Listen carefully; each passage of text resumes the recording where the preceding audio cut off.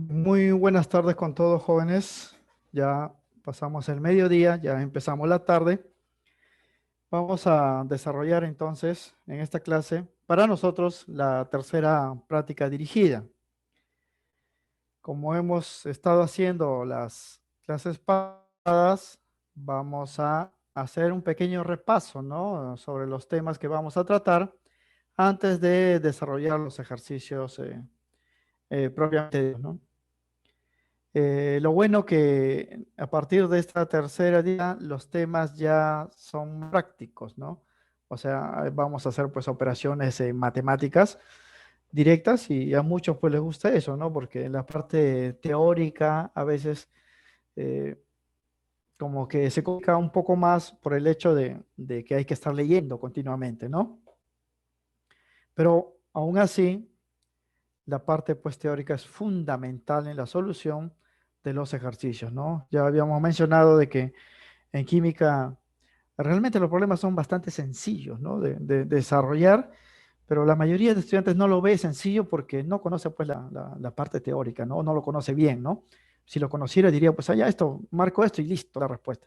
Pues es importante, jóvenes, conocer pues la teoría. Bien, sin más, vamos a iniciar entonces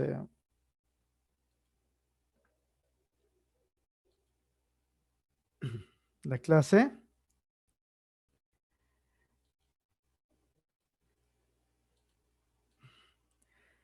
Bien, para nosotros en mucho corresponde pues a la tercera dirigida y en esta práctica se tienen los temas de unidades químicas de masa, ¿no? Donde vamos a hacer operaciones pues con conceptos relacionados con la masa, ¿no? Como es la masa atómica, la masa molecular, el concepto de mol y número de moles, ¿no? Vamos a ver también la parte de reacciones químicas, ¿no? Lo que es definición de reacción química, ecuaciones químicas, tipos de reacciones y balance de ecuaciones, ¿no? Y también vamos a ver pues, problemas relacionados con el estado gaseoso, ¿no? Vamos a hablar de los gases, principalmente los gases ideales. Vamos a utilizar pues, las ecuaciones para describir el comportamiento de los gases, como la ecuación de estado, o pavo igual a ratón, ustedes lo recuerdan de repente así, y las ecuaciones de los procesos restringidos, ¿no? Como la ley de Boyle, la ley de Charlotte y la ley de Gay-Lussac, ¿no? Entonces, vamos a hacer para los primeros problemas un repaso previo de la parte de unidades químicas de masa, así rapidito, ¿no? Eh, ¿Qué se estudia en este capítulo, ¿no? En el tema de unidades químicas de masa. En este capítulo, jóvenes, se estudia las diferentes formas de expresar las masas de las especies químicas. Cuando hablamos de especies químicas, estamos hablando pues de todos los componentes de los objetos materiales, ¿no? Desde lo más pequeñito como son los átomos, las moléculas, hasta pues lo más grande, ¿no? O sea, conglomerados de átomos y moléculas que forman los sólidos, los líquidos y así, ¿no? Y vamos a ver la manera como se expresa la masa de estas especies y también vamos a establecer relaciones cuantitativas, ¿no? En cantidades entre los elementos que forman a los compuestos químicos, ¿no? Esto ya es parte en sí de la estequiometría, ¿no? Por ejemplo, me pueden decir, tengo una muestra de 800 gramos de agua, ¿no? Y me dijeran, a ver, en esos 800 gramos de agua, ¿cuánto de hidrógeno están contenidos, ¿no? El hidrógeno es uno de los elementos que está dentro del agua, entonces se puede saber qué masa le corresponde, jóvenes, a cada elemento contenido en un compuesto particular, ¿no? Y eso pues establece justamente en este capítulo, ¿no? Bien, expresiones para las masas. En este cuadrito vamos a indicar, jóvenes, qué términos vamos a utilizar para representar o expresar las masas de la sustancia, ¿no? Vamos a expresar la masa de los átomos, las masas de las moléculas y las masas de moles de átomos y moléculas, ¿no?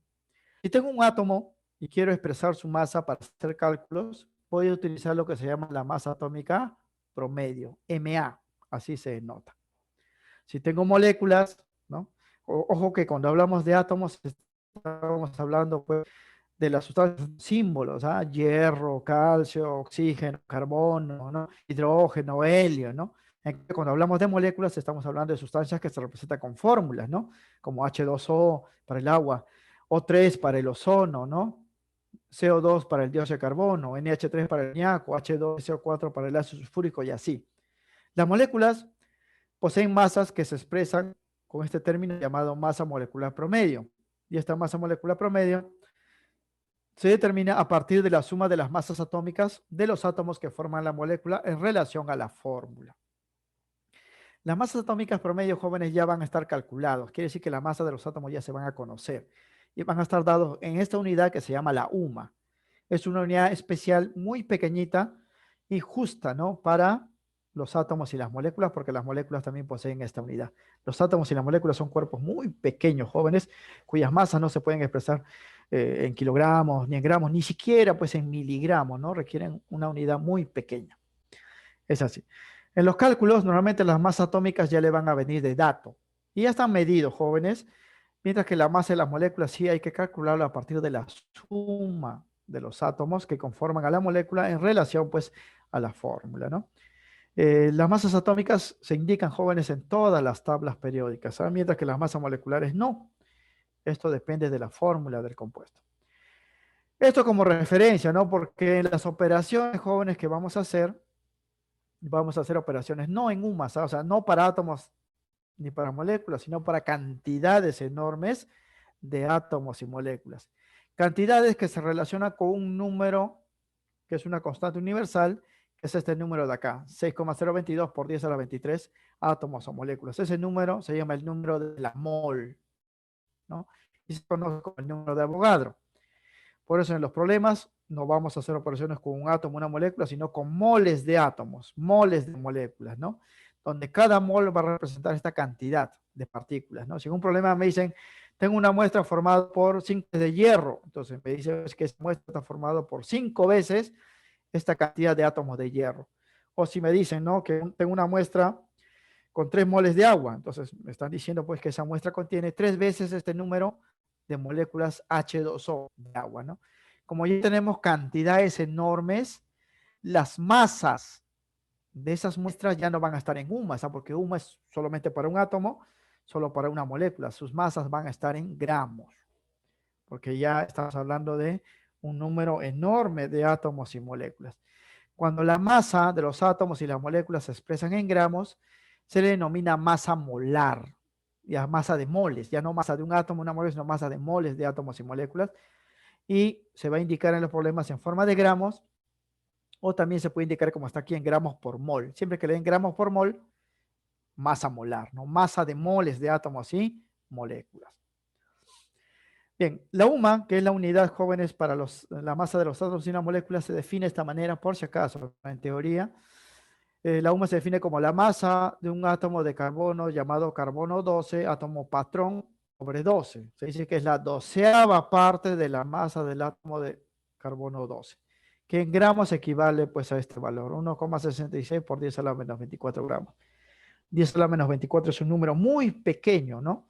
Pero así es la masa de los átomos y las moléculas. Por eso no conviene utilizar el gramo, mejor utilizo la UMA, ¿no? Por ejemplo, así quedan definidos la masa pues, del oxígeno, 16 UMAs, ¿no? La masa del hidrógeno, 1 UMA, la masa del carbono, 12 UMAs y así. Y de las moléculas se va a hacer pues la suma de esas masas atómicas, ¿no? Otro concepto que hay que recordar es que siempre que hablamos de una mol, estamos hablando de este número de átomos o moléculas, depende pues de la muestra que le den, ¿no? Este número es una constante universal llamada el número de Avogadro, en honor pues a este químico italiano Amadeo Avogadro, quien contribuyó, ¿no? Amadeo Avogadro, quien contribuyó a la medida de este valor. Na también se representa, ¿no? Se dice entonces que una mol de átomos contiene un número de Avogadro átomos, esta cantidad de átomos. 2 moles sería el doble, 3 moles el triple y así, ¿no? Entonces, para los problemas, como normalmente vamos a tener de dato la masa atómica y con ello voy a calcular la masa molecular, pero siempre van a estar en UMAS, cuando a esas cantidades yo les cambie de 1 a gramos, ¿no? O los cambie a gramos por mol, ya tengo, jóvenes, la masa molar. Eso se llama masa molar. Una cosa es la masa, otra cosa es la masa molecular, que es masas en UMAS, y otra cosa es la masa molar, ¿no? La masa molar es la masa, jóvenes, de una mol de átomos y moléculas que son idénticos en valores a la masa atómica y la masa molecular, pero expresado en gramos. Por ejemplo, vamos a ver que la masa de una molécula de agua es 18, una molécula nada más de agua, Pero si en un problema me dicen, tengo una mol de moléculas de agua, vamos a molar el mismo valor, 18, solo que ya no va a estar en UMA, sino va a estar en gramos. Entonces, 2 moles de agua sería 2 veces 18 gramos. 3 moles de agua, 3 veces 18 y así. Es por eso, jóvenes, que si yo conozco la masa atómica y la masa molecular, también conozco pues la masa molar, ¿no? Es importante eso.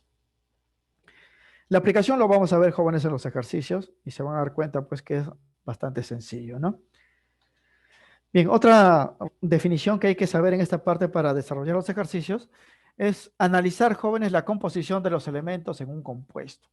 Hemos dicho que si me dan una muestra de un compuesto químico y me piden cuál es la masa de uno de sus componentes, yo puedo establecer una proporción matemática entre la masa de cada componente y la masa total. Cada elemento en un compuesto químico como el agua, por ejemplo, hidrógeno y oxígeno, contribuye con una cantidad de masa para generar la masa total de compuesto. La masa molecular del agua 18 es por contribución de una parte del hidrógeno y una parte del oxígeno. El hidrógeno contribuye en 2 unidades, el oxígeno en 16, por eso me sale 18. Esos numeritos, 2, 16, 18, yo lo puedo utilizar para establecer una relación entre las masas, ¿no? Y hacer cálculos para muestras más grandes de ese material. Y esa relación se establece pues a partir de la masa molecular. Por ejemplo, si yo tengo este compuesto H3PO4, ¿no? Y en un problema me dicen, a ver, tengo 500 gramos de este material. ¿Cuánto de fósforo hay ahí? Me pueden decir en gramos, ¿no? Entonces, para yo hallar la masa de fósforo, tengo que averiguar, pues, para la masa total de este compuesto, en cuánto contribuye, pues, el fósforo. Entonces, lo que voy a hacer es calcular la masa molecular. La masa molecular ya hemos dicho que se calcula sumando las masas atómicas, ¿no? El hidrógeno contribuye en 3 unidades porque cada hidrógeno es 1. El fósforo contribuye con 31. Y los 4 oxígenos, porque aquí hay 4, cada oxígeno es 16, contribuyen 64 unidades. Eso me da un total de 98. Estos numeritos 3, 31, 64 que generan 98, que es el todo, el compuesto, se emplean para establecer una proporción de este tipo. ¿Ah? Sería así. La masa del todo es a 98, porque todo vale 98. La masa de hidrógeno es a 3, la masa de fósforo 31 y la masa de oxígeno es 64. Esa es la proporción que se va a establecer para las masas de los elementos en un compuesto. En los problemas me van a dar este dato. 500 gramos, yo reemplazo acá 500 gramos y ya tengo pues esta expresión. Y para más el resto solamente despejo, ¿no? Es como en aritmética, tengo esta constante K, ¿no? Y hallo pues estos valores, ¿no? O me pueden dar la masa pues de oxígeno y me pueden pedir la masa de fósforo. Relaciono estos dos, ¿no? Reemplazo acá y esto pasa a multiplicar y tengo la respuesta, ¿no? Cada compuesto químico, dependiendo de su fórmula, tiene esta proporción, jóvenes, una proporción particular, ¿no? Una proporción particular. Para el agua, que tiene solamente 2, ¿no? Elementos, hidrógeno y oxígeno, sería masa de agua es a 18, masa de hidrógeno es a 2, masa de oxígeno es 16. Y es así. Esa relación lo vamos a utilizar en los cálculos. ¿Ah? Bien, por último, en los problemas, cuando tenemos como dato la masa atómica y la masa molecular, ya sabemos que tenemos la masa de una mol. Pero en los ejercicios a menudo nos van a dar pues mayor cantidad, me van a dar 5 moles, 10 moles. Para yo averiguar cuántas moles hay en un compuesto, voy a utilizar una fórmula directa, ¿no? El mol. Calcular un término n llamado número de mol. El número de mol se emplea, jóvenes, para indicar la cantidad de átomos o moléculas que hay en las muestras químicas, ¿no? Por ejemplo, si ustedes me dicen o tienen un ejercicio donde le dicen, ¿no? Que tengo un alambre de hierro cuya masa es 280 gramos. ¿Cuántos átomos de hierro hay ahí? Obviamente, pues como los átomos son pequeñitos, hay millones, ¿no? Miles de millones de átomos de hierro. Y si yo quiero saber cuántos átomos hay, debo calcular n. Porque n, número de mol, me va a decir pues que ahí hay 2 moles de átomos, 3 moles de átomos, 4 moles de átomos. Cada mol es el número de Avogadro, ya hemos dicho, ¿eh? Partículas. 2 moles sería el doble y así. Cantidades enormes. El número de mol se calcula de esta forma. Si la muestra está formada por átomos, N se calcula así. Hay que dividir la masa de la muestra, que va a estar en gramos, sobre la masa atómica de ese átomo. Si la muestra está formada por moléculas, como agua, por ejemplo, cloruro de sodio, el número de mol de moléculas se va a calcular así. Arriba hay que colocar la masa en gramos sobre la masa de la molécula. Así directamente, ¿no? Mediante cociente. Por ejemplo, si un problema, 90 gramos de agua, ¿cuántas moléculas de agua hay? Entonces reemplazo 90 gramos acá y debajo reemplazo pues la masa molecular del agua que es 18, ¿no? 90 entre 18 es 5. Quiere decir que en 90 gramos de agua hay 5 moles de agua, porque lo que estamos calculando es el número de mol, ¿no? 5 moles de agua. ¿Y cuántas moléculas son 5 moles? 5 veces 6,022 por 10 a la 23, que es el número Avogadro. Es un número enorme de moléculas, ¿no? ¿Por qué? Porque las moléculas son pequeñitas. Pero cuando ustedes reemplacen arriba gramos, y normalmente esto va a estar en un más, no se va a poder simplificar. Por eso en estas fórmulas jóvenes, siempre que reemplacen MA, masa atómica, y M raya, que es masa molecular, van a colocar el número y van a colocar esta unidad, gramos por mol. No van a colocar UMA, porque esto está dado en UMAS. Van a colocar gramos por mol, que es masa molar, porque lo que están calculando es moles, por si acaso. Bien, con esto vamos a ver pues los cálculos de los primeros ejercicios, ¿no? Esto pues va a ser así. Aquí ya he colocado, jóvenes, el problema, el enunciado, para no estar pues recurriendo a cada rato a la dirigida, ¿no?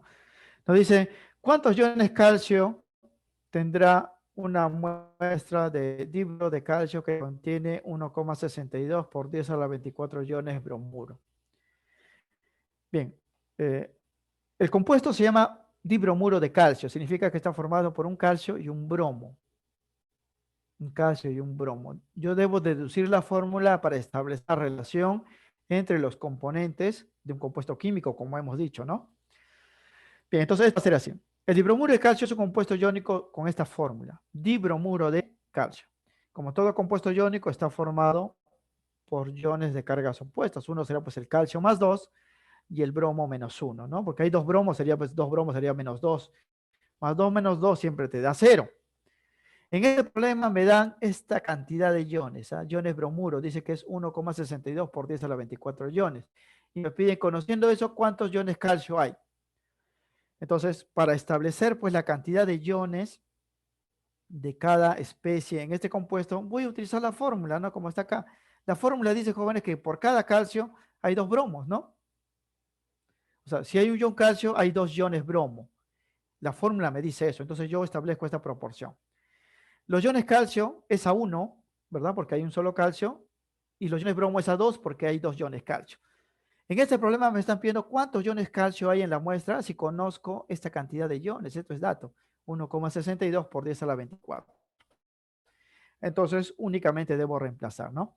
Por lo tanto, si se tiene una muestra de 1,62 por 10 a la 24 iones bromuro, esto va acá, entonces la cantidad de iones calcio en el compuesto, o sea, esto es lo que voy a calcular, es reemplazamos, ¿ah? Esto lo dejo intacto porque quiero los iones calcio, me dicen esto, ¿cuántos iones calcio?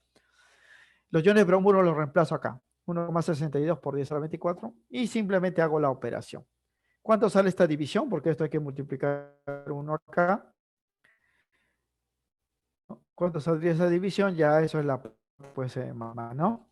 Le presto un cerito para hacerlo más fácil, ¿no? Sería 16,2 entre 2 es 8,1. Aquí quedaría 10 a la 23, ¿no?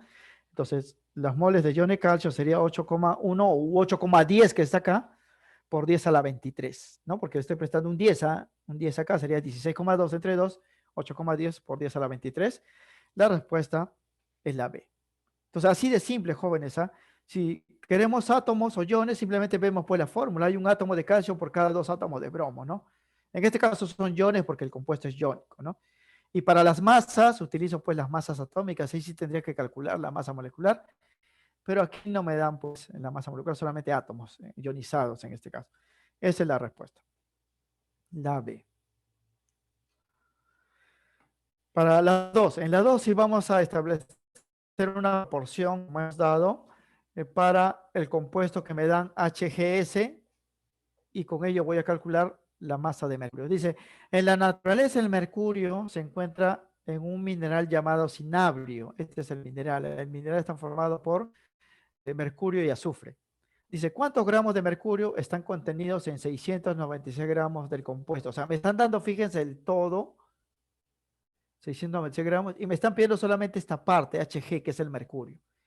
Entonces aquí tenemos las masas molares, que son lo mismo las masas atómicas, solo que las masas atómicas están en un más, ¿no? Y yo voy a establecer esta proporción, fíjense, ¿ah? Para establecer una relación entre la masa de un componente, en este caso el mercurio, de un compuesto, y el compuesto, porque me dan el todo, 696 gramos, se emplea la masa molecular. Y aquí vamos a hacer esto, fíjense. La masa molecular del ¿cuánto sería? Sería sumar un mercurio, que vale 200, acá está, más un azufre, que vale 32, sería 232. ¿Cuál es la parte que corresponde pues al mercurio? 200, ¿no? O sea, esta partecita es del mercurio. Entonces yo puedo establecer una proporción entre el todo, que vale 232, y el mercurio, que vale 200. Y esa proporción sería así. Masa del todo es 232, masa del mercurio es a 200. También puedo establecer la masa de azufre, que sería 32, ¿no? Porque el otro componente es el azufre. Bien, pues nada, el azufre y me dan el todo. ¿Cuánto vale esta masa del compuesto total? 696 gramos. Y me piden la masa de mercurio, ¿no? Entonces yo voy a reemplazar, esto vale 696 gramos, dejo esto porque me piden esto y paso a multiplicar. Si no, te miren 696 entre 232 sale 3, ¿no? Porque este es el triple. Aquí sale 3 por 2 sería 600. Significa que en 696 gramos de compuesto hay 600 gramos de mercurio, ¿no? Esto sería la respuesta, así directo, ¿no? Esto por proporciones, jóvenes, porque también esto se puede calcular por regla de 3, ¿no? Por regla de 3 dirían, a ver, en 232 de compuesto hay 200 de mercurio. ¿Cuánto de mercurio X habrá en 696 gramos del todo, ¿no? Vamos a hacer la regla de 3. Pero ustedes, jóvenes, ya están en otro nivel, pues, ¿no? O sea, no van a estar haciendo regla de 3 para, no sé, escolares, pues, de primaria, ¿no? Si ustedes simplemente establecen la proporción, ¿no? El todo, que es 232, y el mercurio, que es la parte 200, ¿no? Reemplazan el valor y hacen los cálculos. Y la respuesta sería, pues, la B, ¿no? 600 gramos, así de frente. ¿Ah? Siempre para establecer una proporción yo voy a utilizar la masa molecular, porque siempre para llegar al todo, cada componente contribuye en algo, ¿no? Y ese algo representa su proporción. Resuelto entonces el problema 2, pasaremos al ejercicio número 3. Esto ya hay que indicar verdadero o falso, de acuerdo pues al resumen que hemos dado. A ver, dice 2 moles de este compuesto vale 160 gramos. Entonces significa que su masa molar es 80 gramos, ¿no? Jóvenes, si 2 moles de compuesto vale 160 gramos, una mol sería pues 80 gramos, ¿no? ¿Y qué cosa es una en gramos? Es la masa molar, ¿no? Y justamente pues 80 gramos, ¿no? Eso sería pues verdadero. La masa atómica promedio se aproxima a la masa de uno de esos isótopos con mayor abundancia, es ya por teoría, ¿no? Es su información teórica porque la mayoría de ustedes ha llevado pues un siglo previo, anual o semestral. Saben que si le pidiesen calcular la masa atómica promedio, porque esto ya está calculada periódica, una fórmula que es el promedio ponderado, ¿no? De las masas de todos los isótopos, y la ponderación se con la abundancia. Vamos a ver. Ahora, la tercera, esto es verdadero, ¿eh? La tercera es falso. Dice, una molécula de agua, uno nada más, tiene una masa de 18 gramos, ¿no? La masa de las moléculas no se expresa en gramos, ¿no? La masa se expresa en UMAS, jóvenes, ¿ah? Para moléculas y para átomos. Cuando se expresa en gramos ya estamos hablando de masa de moles, no de una molécula. Por lo tanto, pues, esto sería falso. La masa del agua, de una molécula de agua es 18 UMAS, ¿no? De una mol de agua sí sería 18 gramos, ¿no? Bien, pero aquí vamos a sustentarlo, ¿ah? Aquí vamos a recordar las definiciones de masa atómica, masa molecular y masa molar. La masa molar es la masa de una mola. La primera es verdadero. Significa esto, ¿no? La masa molar corresponde a la masa de una mol de sustancia expresado en gramos. En el caso de las moléculas, la masa molar es igual a la masa molecular expresada en gramos. Por lo tanto, si 2 moles de CO3 poseen una masa de 60 gramos, entonces cada mol es 80 gramos. Esto quiere decir que su masa molar es 80 gramos por mol, porque estamos hablando de una mol que tiene una masa de 80 gramos, y eso pues es verdadero, ¿no? Es verdadero. Ahora, también lo podrían calcular por fórmula. La masa de esta molécula sería sumar un azufre, 32 más 3 oxígenos, 48, sale 80. Entonces, la masa molecular de él es 80 UMAS. Su masa molar sería 80 gramos, ¿no? Es lo mismo. Pero aquí lo estamos calculando en función de definición. También es verdadero. La masa atómica promedio, si ustedes quisieran calcularlo, ¿no? Porque ya está calculado, que se expresa en UMA, resulta del promedio ponderado de las masas de todos los que conforman un elemento químico. Promedio ponderado. Esto en aritmética lo ven, a promedio ponderado es un tipo de promedio aritmético, pero que se da en función pues a valores relativos de cada cantidad, ¿no? La ponderación es el porcentaje de abundancia. Esto quiere decir que si tienen una muestra, por ejemplo, ustedes de un elemento químico con 5 isótopos, cada isótopo tiene su propia masa, ustedes van a hacer promedio, ¿no? Para hallar la masa atómica promedio, pero uno de los isótopos abunda en mayor cantidad que el resto. Entonces, cuando haga la ponderación, ese isótopo que abunda en mayor cantidad va a contribuir en mayor grado al promedio, ¿no? Al promedio. Por eso se dice, pues, que el isótopo que tiene mayor abundancia contribuye con mayor masa en proporción al promedio. Y eso es lo que indica acá. La masa atómica promedio se aproxima a la masa de unos isótopos de mayor abundancia. Así, ¿no? Esto por definición, jóvenes, lo pueden buscar en sus anotaciones, ¿ah? Porque esto en realidad pues no ha habido problemas, ¿no? Hasta el momento en la San Marcos se menciona esto en el prospecto, pero como cálculo químico para hallar la masa atómica no, porque ya está calculado, ¿no? Bien, y la tercera afirmación es falso, porque la masa de los átomos y las moléculas se indican con la unidad UMA, no en gramos como está acá, ¿no? Entonces, la respuesta sería verdadero, verdadero, falso. Un ejemplo, jóvenes, también de ponderación, lo hacen en la universidad cuando califican los exámenes, ¿no? En la universidad toman 2 exámenes y sacan un promedio, pero el profesor normalmente dice, ¿no? Que el segundo examen vale el triple del primero, ¿no? Vale el triple del primero.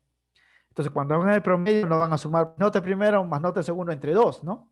Sino van a sumar la nota primero más el triple de la nota del segundo sobre 4, ¿no? Porque están tomando los valores relativos. El primero vale como 1 y el segundo vale como 3. Eso se llama promedio ponderado. Y van a notar que la nota que resulta depende en mayor grado del que vale más, ¿no? El que vale 3 veces, ¿no? Igualito acá, cuando promedien la masa de los isótopos, el que es más abundante, la masa promedio va a salir más cerca a su valor de ese más abundante, ¿no? Porque es el que contribuye en mayor grado, ¿no? Eso es lo que indica, pues, este problema, ¿no? Bien, la respuesta sería entonces la D sobre la base de las definiciones. Problema 4. Dice, determine la composición centesimal del carbono presente en el compuesto bicarbonato de potasio. Ahí le dan las masas atómicas, ¿no? Estos están en UMAS, ¿ah? Masas atómicas. Bien, jóvenes, para yo hallar la composición centesimal que se den porcentajes, como pueden ver en las alternativas, siempre porcentaje, ustedes saben pues que se calcula como parte todo multiplicado por 100, ¿no? Aquí me pide la composición centesimal del carbono, o sea, la parte del carbono en este compuesto, que es el bicarbonato de potasio, o sea, la masa del carbono entre la masa total multiplicado por 100. Entonces, para yo hallar la respuesta, debo conocer la fórmula, ¿no? Para saber la masa total y cuánto es la masa de cada carbono. Y para eso, pues, se estudia el capítulo de formulación y nomenclatura, ¿no? Bicarbonato de potasio, jóvenes, es una sal que tiene esta fórmula, ¿no? La composición centesimal nos expresa los porcentajes en masa de los elementos que conforman un compuesto químico. Se determina sobre la base de la contribución de masa de cada elemento al compuesto. El bicarbonato de potasio es una sal oxidada de fórmula sin KHCO3. Este HCO3 se llama ion bicarbonato. Por eso cuando está unido al potasio se llama bicarbonato de potasio. Si está unido al sodio se llama bicarbonato de sodio. Si está unido, por ejemplo, a la plata se llama bicarbonato de plata y así, ¿no? Entonces, para yo hallar el porcentaje de carbono en este compuesto, debo saber pues qué parte contribuye el carbono al todo, ¿no? Y voy a calcular la masa molecular, porque la masa molecular siempre es el todo y la suma de las cantidades de cada elemento son las partes, ¿no? Un potasio sería 39. Acá está, potasio 39. Un hidrógeno, hidrógeno vale 1, aquí me he puesto. Un carbono, carbono vale 12, acá está. Y 3 oxígenos, cada oxígeno vale 16, por 3 sería 48. Me interesa el carbono, esta es la parte del carbono. La suma total es 100, ¿ah? El carbono representa 12 unidades de 100. En porcentaje, 12 de 100 es 12%, ¿no? Es así. Matemáticamente sería así. Porcentaje de carbono sería la parte del carbono, que es 12, sobre el total, que es 100, multiplicado por 100, ¿no? Esto se anula y vale 12. Esa es la respuesta, ¿no? Claro que aquí coincidentemente la masa molecular me dio 100, ¿no? Aquí puede haber sido otro valor igualito, ¿no? Total, la parte sobre el total multiplicado por 100. Aquí pues justo 100, 100 se cancela y sale pues 12, ¿no? Y esto es una coincidencia, ¿no? La respuesta entonces sería B, 12%. El oxígeno representaría el 48%, el hidrógeno el 1% y el potasio 39%, ¿no? Pero el carbono es 12% y eso es la respuesta B. Ahora, este problema es muy sencillo, siempre y cuando jóvenes conozcan pues la fórmula, ¿no? Del bicarbonato de potasio. No lo conocían, tenían que deducirlo bajo el nombre, ¿no? Y esa es la parte pues complicada. Ahora, en el examen de admisión, normalmente le van a dar la fórmula, ¿no? El bicarbonato de potasio compuesto que se utiliza para tal o cual cosa. Y, ¿no? Si las masas atómicas y los elementos que lo forman son tales, ¿qué porcentaje representa el carbono? Y ahí más directo, pues, ¿no? Porque en los exámenes de admisión es así, o sea, los exámenes de admisión es para hacer cálculos básicos, ¿no? O sea, ahí no están midiendo si vas a ser químico o si sabes química o no, debes saber lo básico en todos los cursos, ¿no? Es así. Pero aquí a nivel de academia, pues a veces se complica un poco más porque se quiere que el estudiante pues adquiera mayor nivel, ¿no? Listo, problema 5 entonces, dice un compuesto de masa molar, 88 gramos por mol, presenta la siguiente fórmula. Ahí está, carbono 2, hidrógeno 4, oxígeno. Determina la atomicidad del compuesto. La atomicidad, jóvenes, nos indica el número de átomos que hay dentro de la fórmula del compuesto. Esta fórmula, por ejemplo, tiene 2 carbonos, 4 hidrógenos y un oxígeno, tiene 7 átomos en total. 7 átomos. Eso sería su atomicidad. Pero al parecer, jóvenes, el compuesto no tiene esta fórmula. Esta es su fórmula mínima, se dice, o fórmula simplificada. El compuesto debe tener una fórmula más grande, de tal manera que su masa molar salga 88. Es por eso que yo voy a partir de este valor, de esta fórmula, voy a calcular, jóvenes, cuánto es su masa molecular y lo voy a comparar con este valor para saber en cuánto se ha simplificado, ¿no? Porque esta es la fórmula mínima. Entonces, para este ejercicio decimos, las fórmulas mínimas, también llamadas fórmulas empíricas, y las fórmulas moleculares o fórmulas reales de los compuestos se relacionan sobre la base de sus masas moleculares o masas molares, ¿no? Aquí me faltó colocar, vamos a poner acá, o masas molares, ¿no? Porque el dato que tenemos acá es masa molar, fíjense, está en gramos por mol, ¿no? O masas molares, vamos a decir. Porque si me hubiesen dado la masa 88 en UMAS, sería masa molecular. Pero como estamos pues en gramos por mol, me están dando las masas molares. Las fórmulas simplificada y real se relacionan sobre la base de esos valores, ¿eh? Masas moleculares. A menudo la masa molecular de la fórmula molecular, que es la fórmula real o verdadera, es un múltiplo entero, ¿no? Es el doble, el triple, el cuádruple, así, de la fórmula mínima. Entonces, para saber cuántas veces se ha simplificado o cuántas veces es la fórmula real respecto a la fórmula empírica, debo calcular sus masas moleculares. En el problema me dicen que la fórmula empírica o mínima es esto de acá. Cuando yo calcule su masa molecular, miren, voy a sumar 2 carbonos, serían 24, porque cada carbono es 12, 4 hidrógenos, que sería 4, más un oxígeno que vale 16, eso me sale 44. O sea, su masa molecular sería 44 UMAS y su masa molar sería 44 gramos por mol. Pero no es el valor que me indican acá, porque esta es la fórmula simplificada, es 44. La fórmula real tiene masa molecular 88. Significa, jóvenes, que la fórmula molecular o real, cuya masa molecular es el doble, fíjense, de la fórmula mínima, entonces significa que la masa real del compuesto, la fórmula real del compuesto es el doble de la fórmula empírica, ¿no? La fórmula real sería así. En realidad no va a tener carbono, sino tendría 4. No va a tener 4 hidrógenos, sino tendría 8. No va a tener un oxígeno, sino 2. ¿Para qué? Al sumar las masas de todos los átomos, ya no me dé 44, sino me dé 80. Es así. Siempre la fórmula real va a ser un múltiplo de la fórmula empírica y esa multiplicidad se ve en relación a las masas moleculares, ¿no? Entonces, ya teniendo la fórmula real, voy a indicar la atomicidad. Luego decimos la fórmula real, ¿no? que es el número de átomos por unidad fórmula del compuesto, es 14. ¿Por qué? Porque hay 14 átomos, fíjense en la fórmula. 4 más 8 serían 12, más 2, bueno, me darían 14. Y esa es la respuesta. La fórmula empírica solamente tiene 7, la fórmula mínima tiene 7. Es alternativa, porque me piden de la fórmula real, ¿no? Que tendría el doble, porque la fórmula real es el doble, tiene 14. La respuesta entonces sería la clave la D, como pueden ver, ¿no? Esto también por definición de fórmula empírica y fórmula real o molecular, ¿no? Bien, para el ejercicio número 6, dice, una muestra contiene el compuesto hierro azufre 2, cuya composición ponderal de azufre es 16%. Eso significa que el azufre representa el 16% de toda la muestra, no de este compuesto, ¿eh? Porque en este compuesto el azufre representa cierto porcentaje, pero me hablan de una muestra más grande donde el azufre que está acá representa el 16%. Determine, dice, la composición ponderal del compuesto en la muestra. O sea, me piden, conociendo yo la cantidad de azufre, puedo hallar la masa de esto de acá, y conociendo la masa de esto, respecto a la masa total, puedo hallar el porcentaje, ¿no? Esto parece complicado, jóvenes, porque no tenemos ningún dato numérico en masa, tenemos solamente porcentaje. Por eso, ustedes ya deben saber, jóvenes, que cuando se haga cálculos y se opere con porcentajes, conviene siempre asumir una cantidad de muestra estándar, ¿no? Y eso es lo que vamos a hacer acá. Siempre que sea con porcentajes, conviene asumir una muestra de 100 gramos. Aquí tenemos una muestra, no sabemos su masa, pero de esa muestra el azufre representa el 16%. Entonces, si yo asumo que la muestra es 100 gramos, entonces estoy diciendo que esa muestra de compuesto de 100 gramos tiene muchas cosas, ¿ah?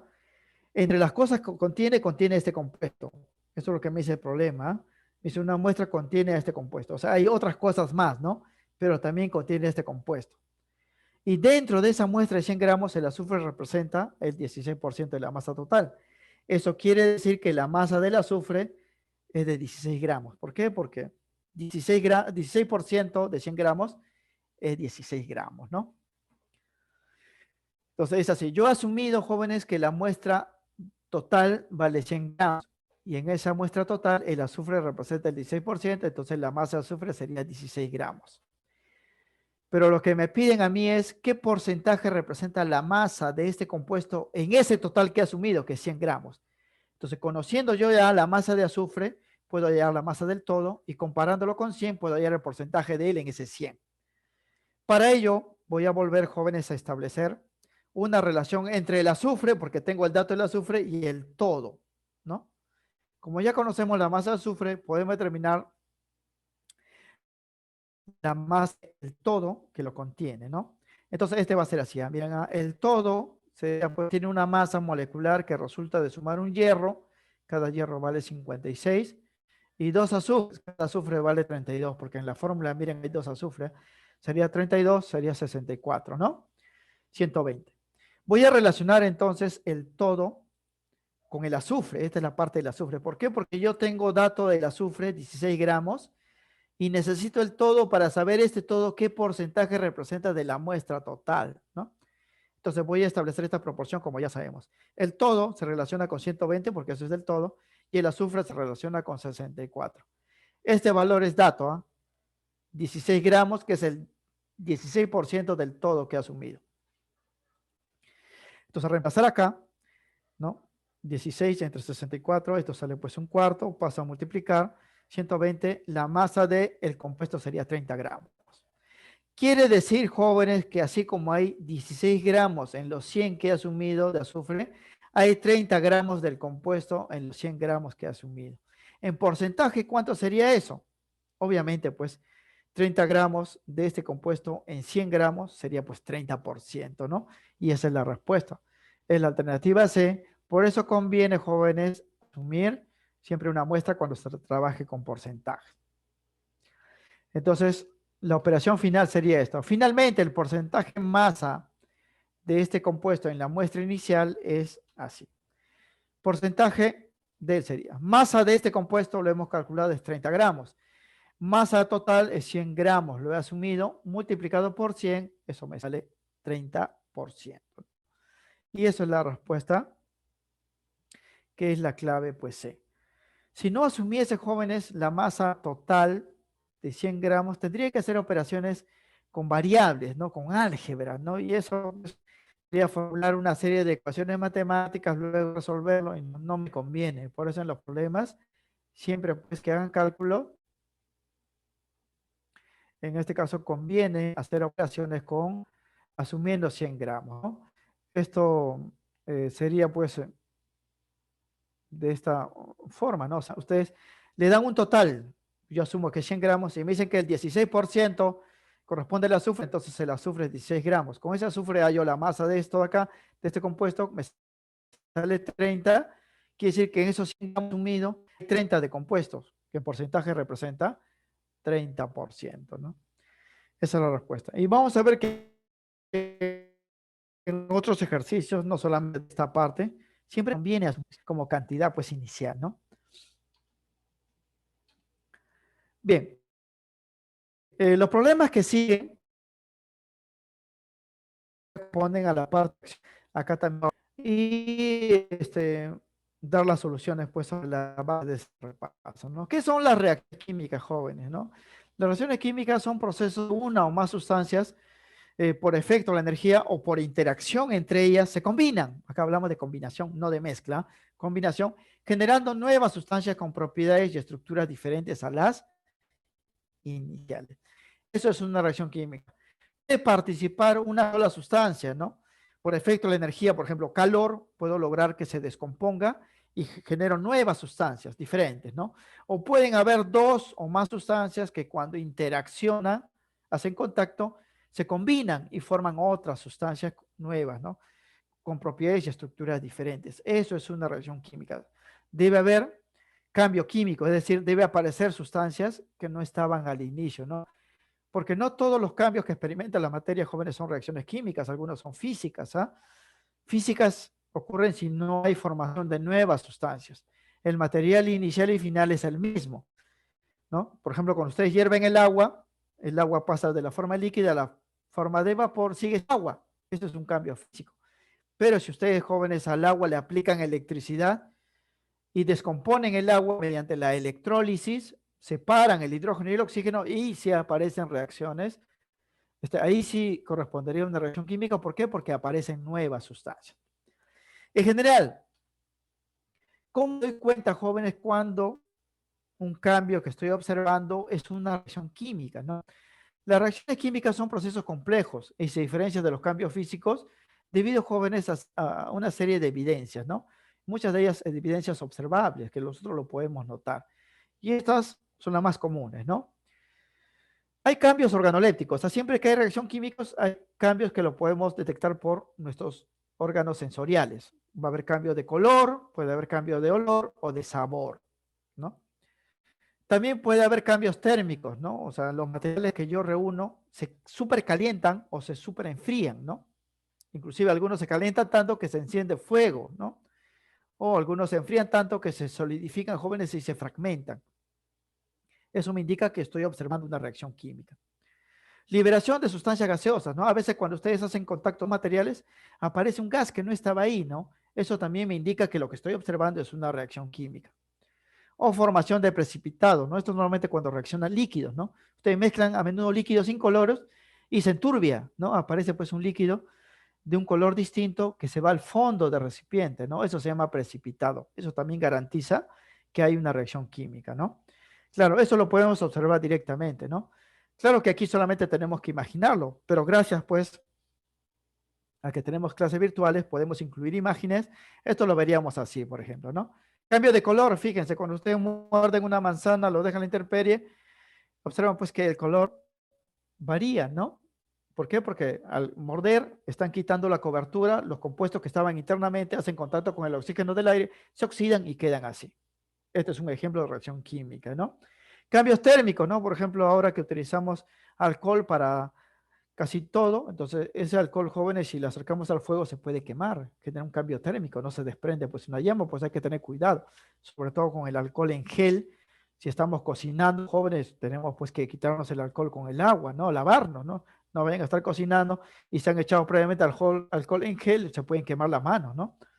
Liberación de gases, por ejemplo, cuando tengo acidez y compro pues un antiácido que normalmente se vende pues en pastillas o en polvo, cuando le agregan al agua como la sal de Andrews, se genera la liberación de gases, ¿no?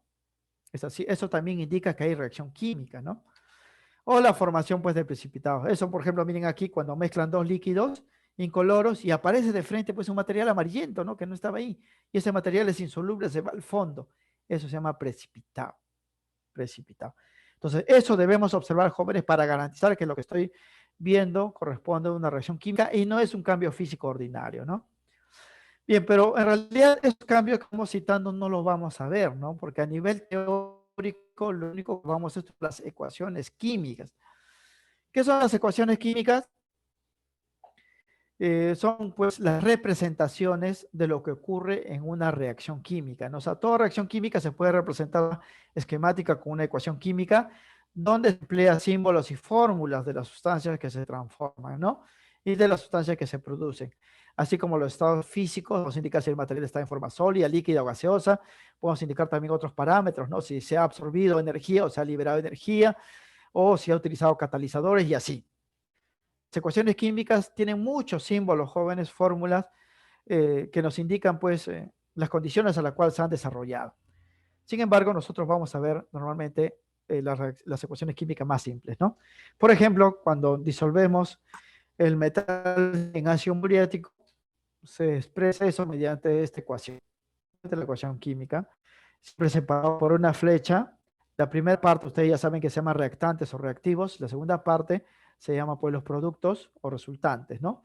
Aquí se colocan símbolos, como para el caso del zinc y el hidrógeno, y fórmulas, ¿no? Para si son compuestos.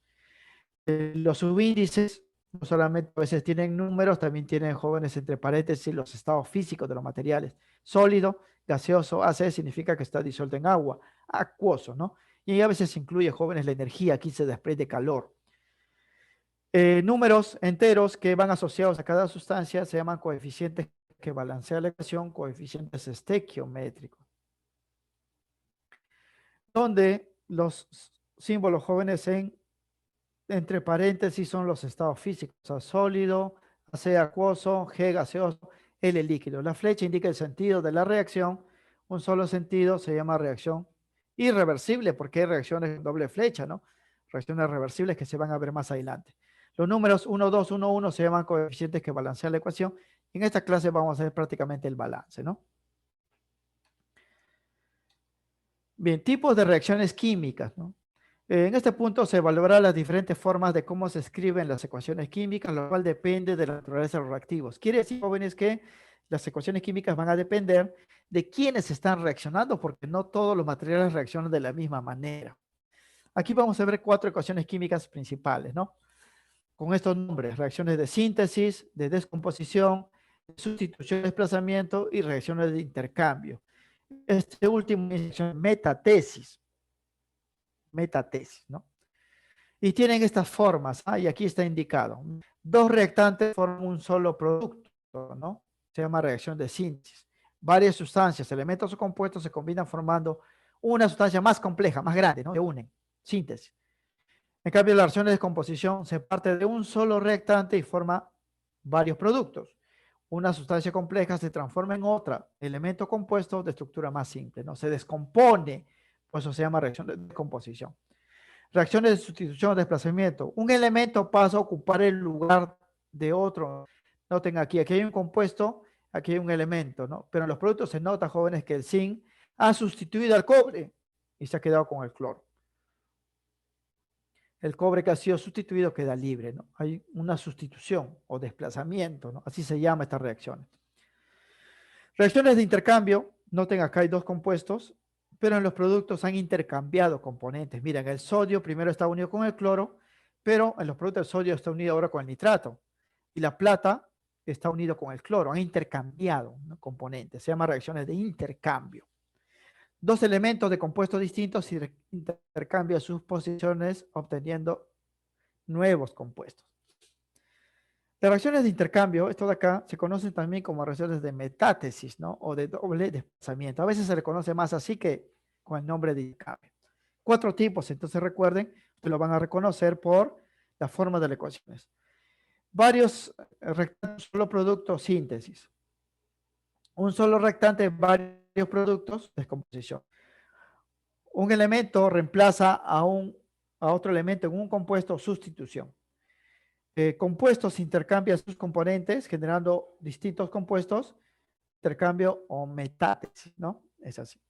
Hay uno más que vamos a indicarlo ya para resolver los ejercicios, que son las reacciones de óxido-reducción o reacciones redox, ¿no? Cuando una reacción química se categoriza, jóvenes, de este tipo, ¿no? Las reacciones redox son reacciones químicas donde, además de la naturaleza de los reactivos, se toma en cuenta la pérdida de electrones, que se llama oxidación, o la ganancia de electrones, que se llama reducción, lo cual ocurre de forma simultánea. O sea, en las reacciones redox va a haber especies que van a perder electrones, van a ganar electrones, pero de forma simultánea. Se van a oxidar, reducir, por eso se llama óxido-reducción o reducción-oxidación, ¿no? Ahora, ¿cómo me doy cuenta que ha ocurrido eso, no? Estos procesos de pérdida o ganancia de electrones se pueden reconocer a partir de los cambios en los números o estados de oxidación de una o más sustancias dentro de los reactivos, ¿no? Así, por ejemplo, esta reacción es redox. ¿Cómo me doy cuenta? Cuando calcule las cargas de cada sustancia.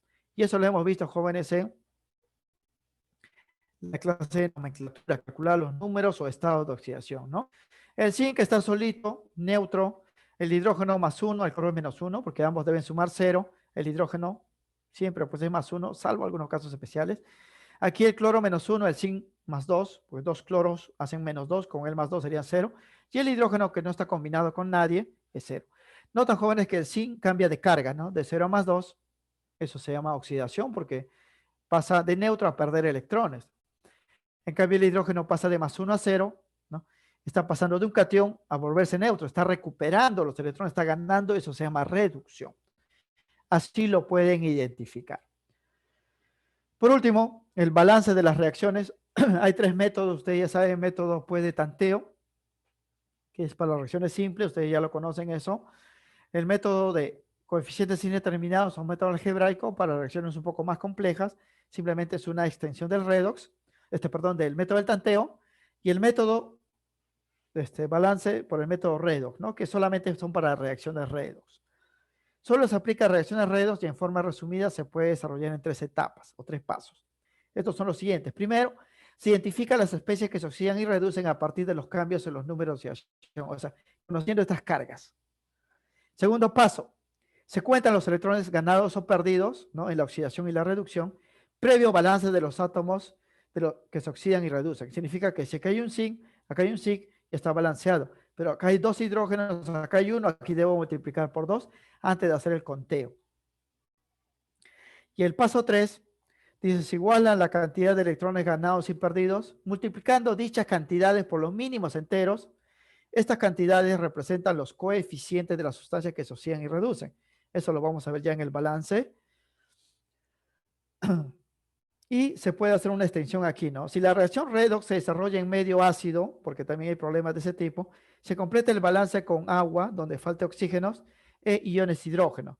Y si se desarrolla reacción redox en medio básico, o alcalino también se le llama, se completa el balance con agua, donde sobre oxígeno, el agua se agrega donde sobre oxígenos e iones hidrógenos. Eso también se hace, jóvenes, mediante el tanteo, como vamos a ver.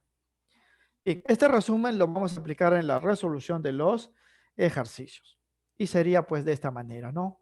Paso por paso. Problema 7 dice, no está relacionado a los cambios químicos que experimenta la materia. Aquí tenemos 4 cambios, miren, y nos piden averiguar cuál no es químico.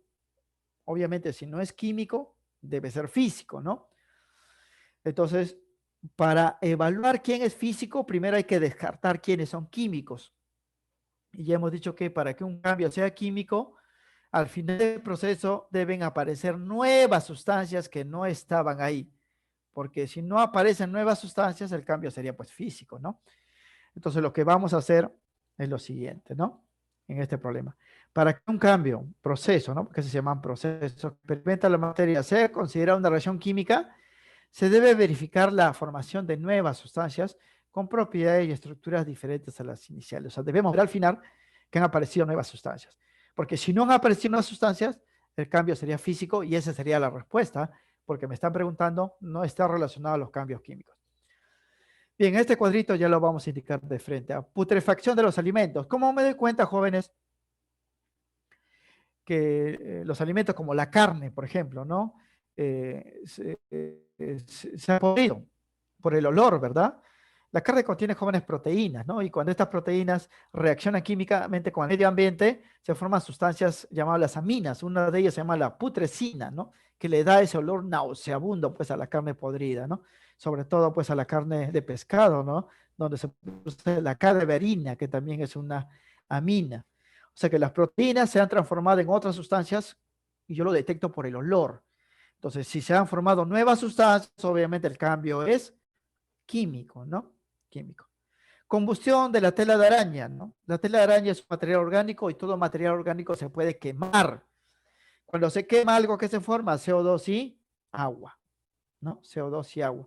Significa que la tela de araña que estaba formado pues por una proteína se ha convertido en CO2 y agua. Nuevas sustancias, por lo tanto el cambio es químico.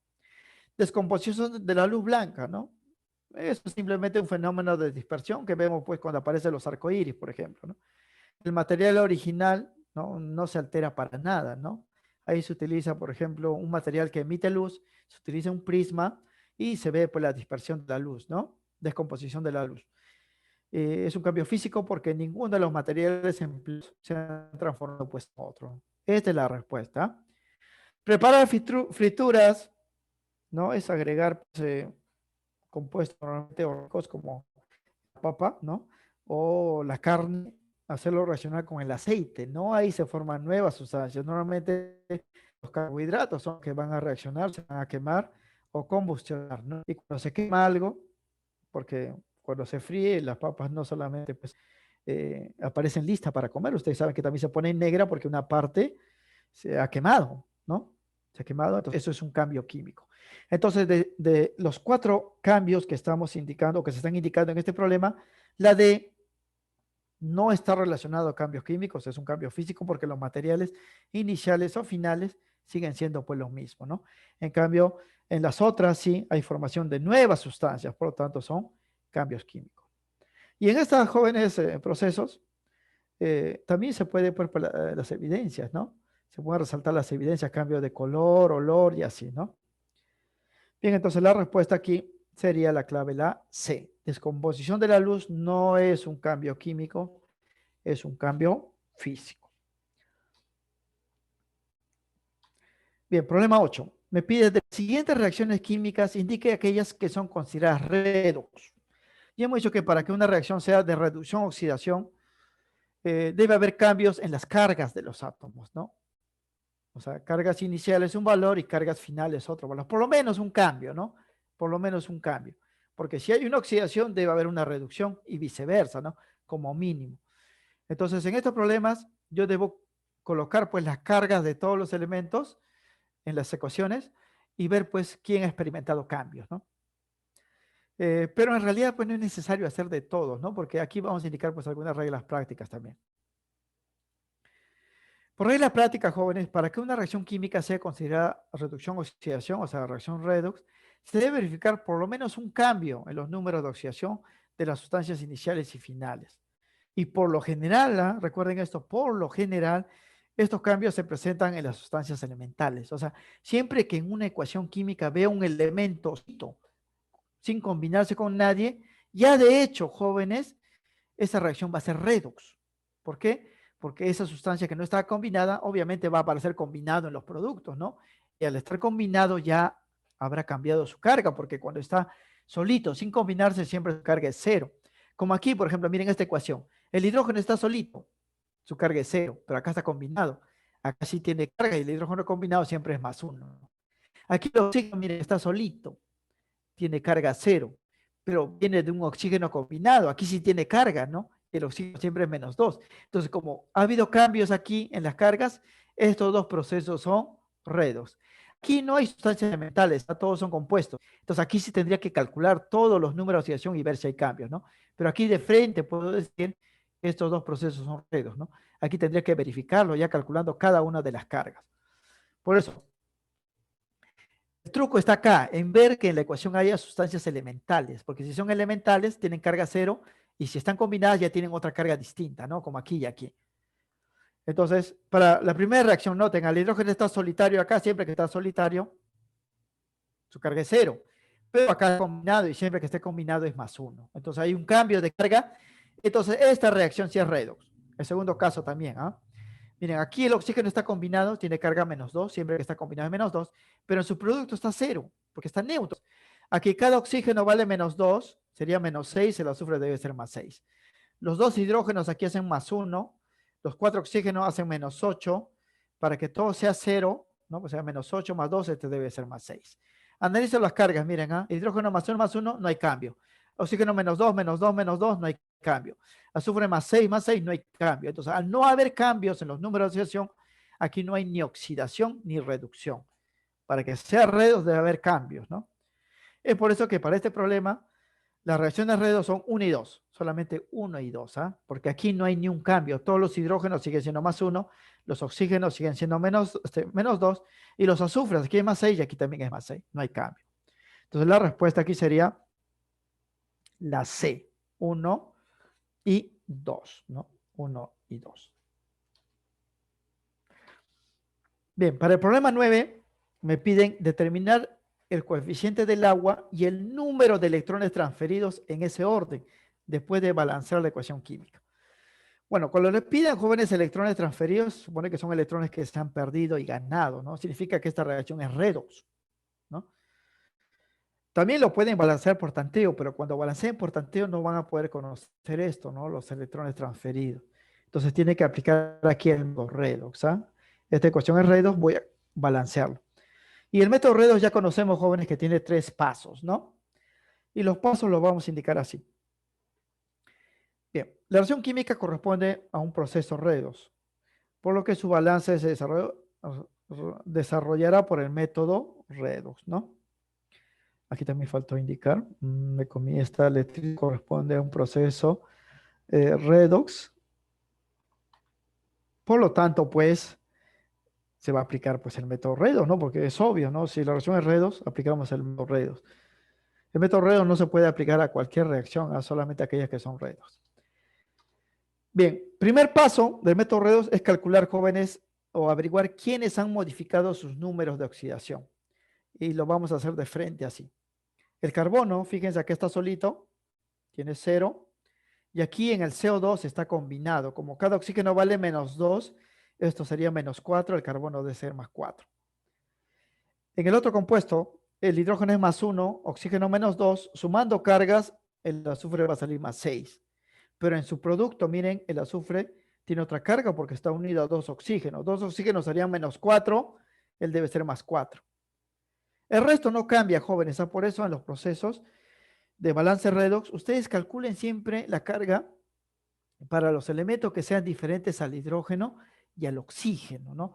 Porque ellos casi no van a cambiar. Aquí el hidrógeno va a estar +1, aquí también +1. El oxígeno -2, -2, -2, -2 no van a cambiar. Entonces ya tenemos estos cambios. Miren, el carbono pasa de 0 a +4 y el azufre pasa de 6 a +4. Entonces analizamos los procesos. Primero, ¿qué ha pasado con el carbono? De 0, o sea, de neutro, forma un catión. Ha perdido electrones, ¿verdad? Se ha oxidado, decimos entonces. Esa oxidación involucra la pérdida de 4 electrones, porque de 0 a +4 se han perdido 4 electrones. Por el contrario, miren, el azufre de +6 pasa a +4, está recuperando electrones, porque había perdido 6, aquí solamente ha perdido 4, ha recuperado 2. Está ganando. La recuperación, la ganancia es reducción, está ganando 2 electrones. Ese es el segundo paso.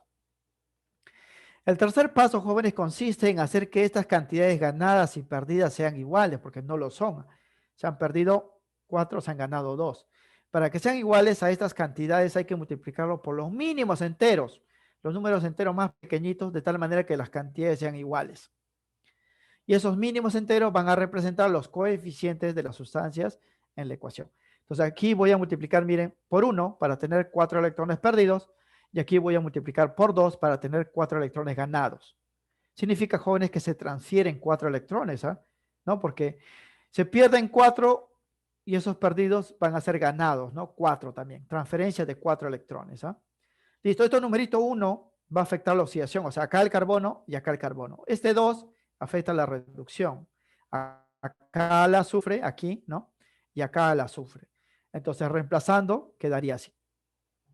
Ya está balanceada la ecuación. Sin embargo, hay una especie que no ha intervenido, que es el agua, y eso se balancea aparte ya por tanteo, ¿no? Los carbonos están balanceados, 1, 1, azufre, aquí sería 2, aquí 2. Hidrógeno no, acá hay 2, 4 hidrógenos, aquí solamente hay 2. Aquí habría que multiplicar por 2, y así queda. Los oxígenos están balanceados, pueden verificarlo, 8. En el segundo miembro habría 2, más 4 serían 6, más 2 serían 8. Y ya está la ecuación balanceada por el método redox, ¿ah? Bien, respuesta. Se han transferido 4 electrones porque son 4 perdidos los que se han movido a los electrones ganados, ¿no? O sea, el carbono le ha transferido 4 electrones al azufre porque él está perdiendo y el azufre está ganando. Y el coeficiente del agua es 2, porque eso también me piden, ¿ah? En ese orden, sí. Luego el coeficiente del agua es 2 y los electrones transferidos son 4. La respuesta sería 2, 4, clave A. Eso es el método redox, jóvenes, ¿ah? Por si acaso. Ustedes lo han visto ya en sus siglos anteriores, donde se ha hecho pues toda la teoría, ¿no? Bien, el ejercicio 10 también es método redox, jóvenes, pero balance en medio ácido. En la regla que hemos dado del método redox, la última decía, ¿no? Si el balance es en medio ácido, se completa el balance redox agregando agua en el lugar de la ecuación donde falta oxígeno, ¿no? Y se completa con iones hidrógenos en el otro lugar. Entonces aquí también vamos a decir que va a ocurrir balance redox en medio ácido. Primero voy a aplicar, jóvenes, el método redox ordinario. Para eso voy a calcular las cargas de los átomos que van a cambiar. Aquí me doy cuenta facilito. Miren, aquí el oxígeno 0, ¿no? Pero aquí sí tiene una carga, ¿no? Distinto. Este es un peróxido, ustedes saben, y en los peróxidos el oxígeno es -1.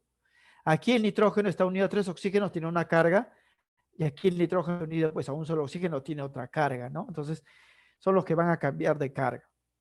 Aquí el oxígeno de los peróxidos vale -1, ¿eh? Porque los peróxidos son óxidos especiales.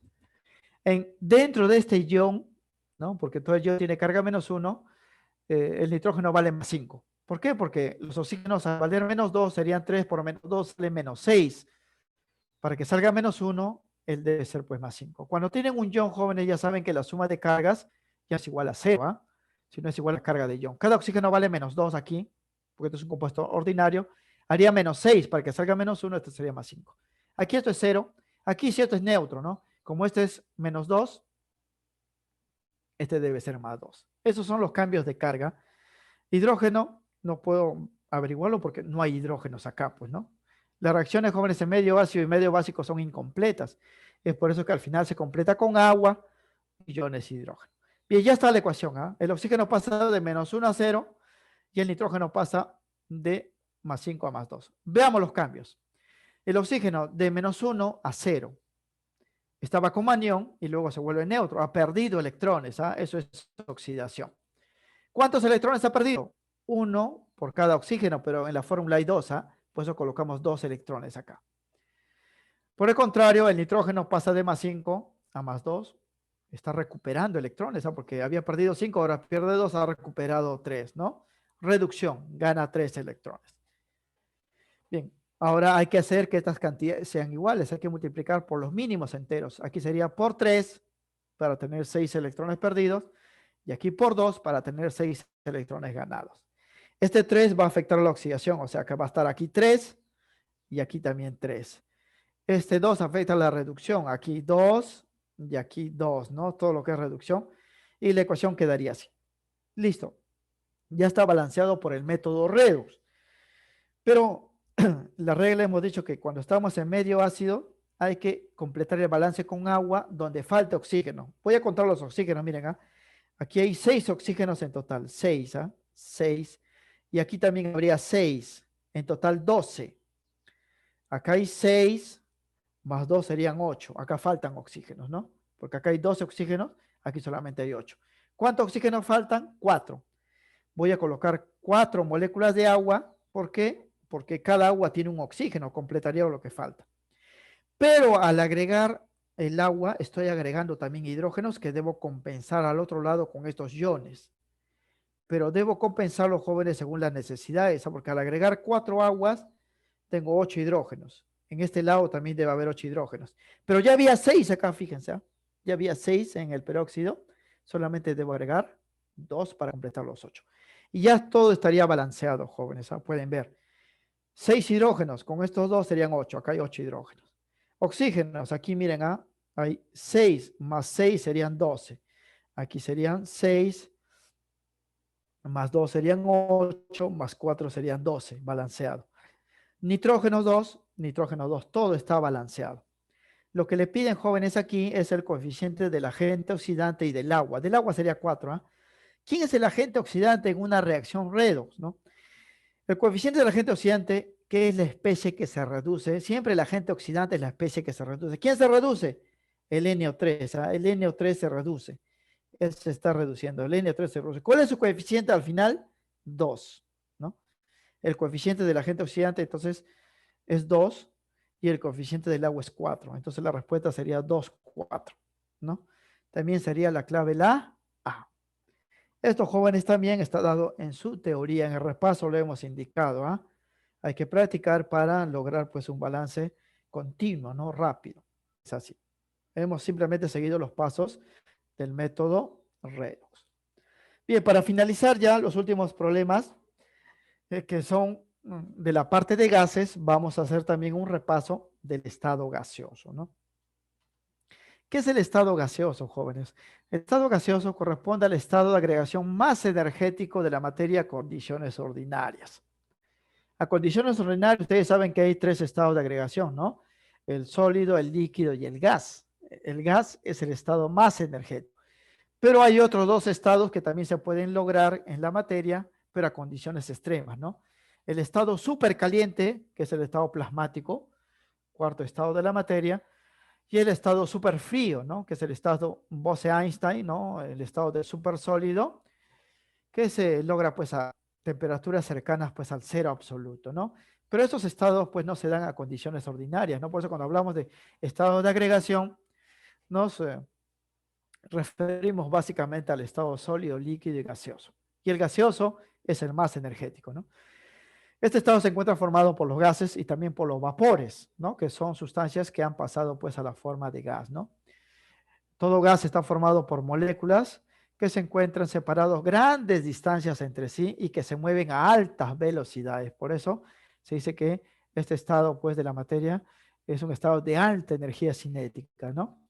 Y se mueven de forma desordenada. Por lo tanto, pues un sistema gaseoso es un sistema caótico, ¿no? Es caos, ¿no? Donde la entropía o desorden molecular es máxima. La entropía es una propiedad, jóvenes, que mide el desorden, ¿no? Y en los gases, pues, toma el valor máximo. Propiedades generales de los gases. ¿Qué debemos saber de los gases, jóvenes, no? Las propiedades físicas de los gases son de origen microscópico, o sea, dependen de las interacciones moleculares, pero se manifiestan de forma macroscópica, ¿no? Esto quiere decir que se pueden medir con instrumentos de mano y muchos de ellos son organolépticas, ¿no? Es decir, se detectan con los sentidos. Propiedades de los gases, ¿no? Entre sus moléculas predomina la fuerza de repulsión, por eso las moléculas se encuentran grandemente distanciadas unos de otros, ¿no? Su forma y volumen de los gases son variables, ¿no? Los gases no tienen un volumen fijo. Ustedes lo pueden comprimir o expandir, ¿no? Se adaptan y llenan completamente los recipientes que los contienen. Si ustedes meten un gas, jóvenes, en un recipiente, ese gas va a ocupar todo el espacio disponible, lo llena completamente, ¿ah? Pero ese volumen que ocupa puede ser cambiado, ¿no? Por presión. Pueden reducir el volumen o ampliar el volumen. Los gases se comprimen y expanden al modificar las fuerzas externas que actúan sobre ellos. Los gases también, jóvenes, se funden, escapan de los recipientes, ¿no? Y una vez que escapan, se desplazan en el ambiente, eso se llama difusión, se difunden con mucha facilidad. Cuando hablamos aquí, jóvenes, de sustancia gaseosa, estamos hablando también de los vapores, ¿no? Por eso cuando una persona se echa un perfume, este se vaporiza y el vapor se desplaza por el aire, se difunde con mucha facilidad y llega pues a diferentes lados, ¿no? Y una persona lo detecta pues por el olor, ¿no? Estas son las propiedades generales de los gases. Variables de estado. Para describir el comportamiento de los gases, jóvenes, en términos matemáticos y hacer las medidas de las propiedades, definen lo que son las variables de estado. Las propiedades que hemos mencionado, ¿no? Y el comportamiento de los gases se pueden describir en términos de tres parámetros relacionados entre sí, que son la presión, denotado con la P mayúscula, que tiene su origen en los choques moleculares contra las paredes del recipiente. O sea, los gases ejercen presión porque las moléculas chocan con las paredes, y esto se detecta, jóvenes, con un aparato llamado pues el manómetro. Por eso esa presión se llama presión manométrica, ¿no? Es una de las tantas presiones que soporta el gas. La temperatura, ¿no? Que mide el grado de movimiento molecular y que se detecta con el termómetro, ¿no? Y el volumen, que es equivalente al volumen del recipiente, porque el volumen del gas no se conoce, jóvenes. ¿Ah? Si hay un problema, me dice, si no hace un recipiente de 50 litros, yo voy a asumir que el volumen del gas es de 50 litros, porque no sé el volumen del gas. Lo que me están dando es el volumen del recipiente, ¿no? Pero yo supongo, ¿no? Como es, de que el gas va a ocupar todo ese espacio, ¿no? 50 litros. Estos tres parámetros, ¿no? Que cambian constantemente y están relacionados entre sí, se llaman variables de estado. Y se aplican lo que es el gas ideal o perfecto, ¿no? O sea, a nivel de la química, jóvenes, teórica, no estudiamos pues a los gases que existen en la naturaleza, sino modelos imaginarios de gas. Para describir el comportamiento de un gas de una forma sencilla y directa, y también para hacer cálculos teóricos de las medidas de las propiedades de los gases, utilizando ecuaciones, ¿no? Se asume que estos se encuentran en condiciones ideales. En este estado se suprimen algunas de las propiedades mencionadas en el cuadro anterior, ¿no? Y se le otorgan otras que facilitan las medidas de las propiedades anteriormente indicadas. Por ejemplo, ¿no? Esto también lo utilizan en física. En física, por ejemplo, cuando hablan de superficies lisas, están pues omitiendo el rozamiento, ¿no? Pero al omitir eso ya estamos hablando de un sistema ideal, ¿no? Sistema de poleas, cuando dice que la polea es ingrávida, o sea, que no tiene peso, están pues suponiendo una situación ideal, ¿no? O sea, que eso no es real, porque por más ligero que sea la polea va a tener un peso, ¿no? Y va a influir pues en las medidas. ¿Por qué se suprimen estas medidas, ¿no? Para hacer pues que los cálculos sean más sencillos. En los gases también. Las propiedades que hemos mencionado en los cuadros anteriores, se van a eliminar algunas para el gas ideal y se van a colocar otras para hacer que los cálculos sean pues más sencillos, ¿no? Las propiedades de los gases ideales son las siguientes, ¿no? Dice que entre sus moléculas no existe ningún tipo de interacción, ni atracción ni repulsión. En los gases reales sí hay, ¿eh? Sí hay, predomina la repulsión. La atracción es débil, pero hay. En cambio, en los gases ideales vamos a eliminar todo, o sea, no va a haber ni atracción ni repulsión. Ya es una situación pues ideal, ¿no? Y en este estado, el gas o las moléculas del gas se mueven libremente y se pueden medir con mucha facilidad sus propiedades. Las moléculas se consideran puntuales, se dice. Puntuales significa, jóvenes, que se van a considerar como puntos matemáticos. No van a tener volumen, o sea, no van a ocupar espacio, pero sí van a poseer masa. Y eso es absurdo, pues por más pequeñito que sea una molécula, siempre va a tener pues un volumen. Pero aquí se elimina eso. Por eso estamos pasando pues a un sistema ideal, ¿no? Los choques moleculares son perfectamente, por lo que las moléculas rebotan con la misma velocidad. Esto también en la realidad no se cumple porque siempre que hay choque hay pérdida de energía y las moléculas deberían rebotar con velocidades pues menores, pero en los gases ideales se considera que los choques son perfectamente elásticos, ¿no? Chocan y rebotan con la misma velocidad. Por lo tanto, jóvenes, no hay pérdida de energía, ¿no? La energía cinética molecular se conserva y su promedio solamente depende de la temperatura, ¿no? Porque la temperatura está relacionada con el movimiento molecular. Estas propiedades extrañas se aplican solamente a los gases ideales, ¿no? Porque los gases ideales tienen otros valores, ¿no? Que vamos a ver. Bien, ya para los cálculos matemáticos, si queremos describir el comportamiento del gas con números, ¿ya? Vamos a utilizar una ecuación que todos lo conocen, que se denomina pues ecuación universal de los gases ideales o ecuación de estado. Pavo igual a ratón, que lo conocen, ¿no? Es la expresión matemática que relaciona las variables de estado, PB y T, ahí van a estar estos valores, y el número de mol N. Y una constante, jóvenes, universal, E, y emplea para describir el comportamiento de los gases ideales, ¿no? Esta ecuación tiene esta forma, como todos saben. Presión por volumen es igual a N, número de mol, ya sabemos, por la constante R por la temperatura. De la cual se deriva, pues, otra ecuación. Este N ya sabemos que se calcula masa entre masa molecular, es número de mol, lo hemos visto pues en el resumen de unidad química de masa, Significa pues que aparte que para un gas yo puedo calcular su presión, volumen, temperatura, número de moles, con esta ecuación también puedo calcular su masa y masa molecular. Y despejando quedaría así, ¿eh? La masa se calcularía despejando todo para allá de esta forma, directa, ¿no? Para los problemas. El volumen, perdón, la masa molecular también despejando esto acá y pasando esto a dividir, se calcularía así. Inclusive, si ustedes pasan a dividir el volumen, quedaría masa entre volumen y eso nos daría la densidad. Se puede obtener esta ecuación. Todas derivan, jóvenes, de la ecuación de estado y se utilizan dependiendo, pues, qué se quiera calcular. Pero no es necesario recordar todas, ¿ah? Basta recordar esto de acá y esto de acá y están incluidas ya todas las cantidades que le van a pedir en los ejercicios. Lo que sí debe recordar son las unidades. P es presión absoluta. Deben decirle presión absoluta, porque si no es absoluta, hay que agregar otras presiones adicionales. Su unidad es mmHg, milímetro de mercurio, o en atmósferas, ATM, donde una atmósfera equivale a 760 milímetros de mercurio.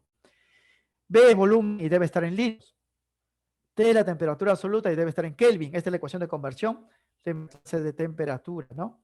N, el número de mol, tiene unidad, pues mol. R, la constante universal de los gases, toma dos valores, 0,082 atmósferas por litro mol por Kelvin, o R, 62,4 milímetros de mercurio litro sobre mol por Kelvin, ¿no? Esos valores de esto rojito, de qué unidad estamos empleando la presión. M, en la ecuación es la masa en gramos, esto acá es masa molar, gramos por mol, y la densidad es gramos por litro, ¿no? Entonces, hay que fijarnos, jóvenes, en estas unidades al momento de hacer los cálculos, ¿no? Y casi todos le van a dar, jóvenes, las unidades, ¿no? Salvo la temperatura, que vamos a convertir, pues, en Kelvin, ¿no? Casi todo va a estar, pues, en las unidades adecuadas solamente para reemplazar. Bien, otras ecuaciones que derivan de la ecuación de estado se conocen como procesos restringidos para los gases ideales. Y estos, jóvenes, se aplican cuando una de las variables de estado, P, o T, permanece constante. A menudo los gases son sometidos, jóvenes, a procesos donde se modifican sus condiciones. Y este cambio de estado termodinámico cambia de estado termodinámico sin cambiar de estado de agregación. Aquí vamos a hablar de un estado 1, de un estado 2, en el mismo estado gaseoso, ¿no? Los cambios involucran modificaciones de la presión, volumen y o temperatura. Pero cuando una de estas variables de estado permanece constante, se puede describir su comportamiento a partir de relaciones matemáticas simples. Estas relaciones matemáticas simples se derivan, jóvenes, de la ecuación de estado, ¿eh? PV igual a nRT. Se verifican tres procesos restringidos, ya para finalizar, y estos son los siguientes, ¿no? Aquí están los procesos enunciados sobre la base de leyes, ¿no? Proceso isotérmico, proceso isobárico, proceso isocórico o isométrico, ¿no? El proceso isotérmico también se conoce como la ley de Boyle, el proceso isobárico como la ley de Charles y el proceso isocórico como la ley de Gay-Lussac. Hay uno más que se llama proceso isomásico, que es la ley general de los gases ideales, ¿no? ¿Cuándo se aplica la ley de Boyle, proceso isotérmico? Cuando ustedes vean, jóvenes, que el gas modifica sus condiciones, pero permanece constante la temperatura. Y se aplica esta relación matemática, ¿no? Presión por volumen inicial es igual a presión por volumen final. La ecuación no incluye temperatura porque la temperatura es constante. Se aplica la ley de Charles, el proceso isobárico, cuando la presión permanece constante y se aplica esta relación matemática, ¿no? Volumen sobre temperatura inicial es igual a volumen sobre temperatura final, ¿no? Esta relación matemática no incluye P, presión, porque es constante. Se aplica la ley de Gay-Lussac cuando el volumen es constante y se cumple esta relación matemática, ¿no? Presión sobre temperatura 1 es igual a presión sobre temperatura 2. No incluye volumen porque es constante. Y el proceso isomásico se aplica solamente cuando la masa es constante y ahí ya se incluyen las tres variables de estado. Presión por volumen sobre temperatura 1 es igual a presión por volumen sobre temperatura 2. Estas ecuaciones, jóvenes, se derivan de la ecuación de estado. Quiere decir que, si no lo recuerdan, pueden aplicar la ecuación de estado para estos problemas y el resultado va a ser el mismo, ¿no? Pero es conveniente recordarlo para hacer los cálculos más rápidos, ¿no? Estos, jóvenes, son las interpretaciones de las leyes, ¿no? En la ley de Boyle se cree que la presión y el volumen son inversamente proporcionales. Por eso se relacionan con un producto, ¿no? En la ley de Charles y Gay-Lussac se cumple que esas magnitudes son directamente proporcionales. Volumen, temperatura, presión, temperatura, porque están relacionados con un cociente. Y en la 3 no se puede saber porque las tres variables de estado son modificados, ¿no? Donde estos numeritos 1 y 2, jóvenes, representan los estados 1 y 2 correspondientes al estado inicial y al final de los gases. En los problemas me van a dar, jóvenes, todos los datos para yo hacer los cálculos y me van a decir cuándo voy a aplicar pues una de estas relaciones, ¿no? Porque me van a decir que se mantiene constante tal cosa o es un proceso isobárico y así, ¿no? En esta parte es sencillo, solamente hay que recordar estas relaciones matemáticas y eso lo vamos a ver en los cálculos. Pero lo que hay que tener cuidado, sí, es que la presión debe ser absoluta y la temperatura también debe estar pues en la escala Kelvin, ¿no? Hay que hacer las conversiones. Y listo, jóvenes, con esto podemos pues desarrollar los ejercicios que restan, ¿no? Bien, primero teoría. Dice, con respecto al estado gaseoso, indicar qué proporción es correcta. Primero, ¿es un estado de alto desorden molecular? Sí. Gas es sinónimo de caos, habíamos dicho, ¿no? Porque las moléculas se mueven a grandes velocidades y en todas direcciones. Segundo, dice, ¿las moléculas presentan mayor energía cinética que los sólidos y líquidos? Sí, las moléculas de los gases se mueven a grandes velocidades, ¿no? Por lo tanto, tienen pues alta energía cinética, ¿no? Tercero, el volumen y la forma de los gases varía de acuerdo con el recipiente que lo contiene, sí.